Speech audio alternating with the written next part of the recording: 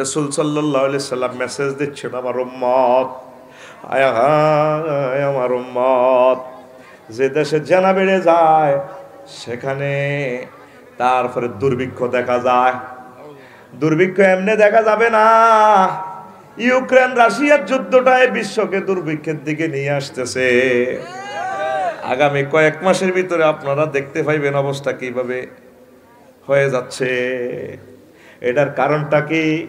তাম পৃথিবীতে জেনার জেনা, জেনার জেনা, জোরে জোরে বলেন নাউজুবিল্লাহ। বিবাহ বহির্ভূত সন্তান, এতটুকু যদি আপনি গুগলে সার্চ দেন দেখবেন হায় হায় এই বিবাহ বহির্ভূত সন্তানে ফার্স্ট কারা আছে। আপনি দেখবেন যে এই বিবাহ বহির্ভূত সন্তানে সারা ওয়ার্ল্ডে ফার্স্ট হইল ফ্রান্স। 100 জনে তাদের কতজন? 100 জনে তাদের 60 জন ফলাইন জারগাওয়ালা। কি হলা?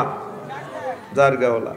এরপরে আছে জার্মান 59 জন, 100 জনে 59 জন আরামজাদা। বিবাহ বহির্ভূত আর কি। এইভাবে আপনার রোমানিয়া, হাঙ্গেরি, নেদারল্যান্ড, পুরা ইউরোপ মহাদেশে জরিপ চালায় দেয়। ইটালি আছে 33 জন। সারা পৃথিবী হারামজাদা দিয়ে পুরাই যান, তো পৃথিবী কেমনি ঠিক থাকবো? আর আমরা মুসলমান যাও কিছু আসি আর কি, কোন রকম আঙ্গরে কেমনে জানার বিশ্বাস করি দন যায়। এই নীল নকশা ইহুদিরা করতেছে।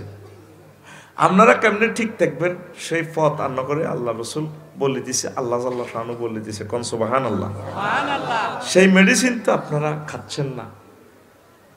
আপনারা তো নাম দিছেন মুসলমান, পেশাব পায়খানা কাফের সিস্টেম করেন। যারা অসুস্থ হেরা আগলা কলা ইংলিশ টয়লেট আইকবো, অসুবিধা নাই। আপনি কনছে যাদের হাঁটু ব্যথা, আম্মাজি যারা প্রেগনেন্সি, তারা এই টয়লেটে বসবে, ঠিক আছে। আর সাধারণত এই জিনিসটাতে ফুল পবিত্র হয়নি। আপনি টয়লেট করলে বর্জ্যটা কিভাবে ঠাস করে ওঠে, চোখে মুখে পর্যন্ত আনি ওঠে গেছে। এই টয়লেট করে ফেললে গোসল ফরজ হয়ে বয়ে রয়েছে, ঠিক নিও। তা আপনার চলা ফিরা কথাবার্তা লেনদেন সব তো আপনি ইউদিন আসারাকে মতো করেন।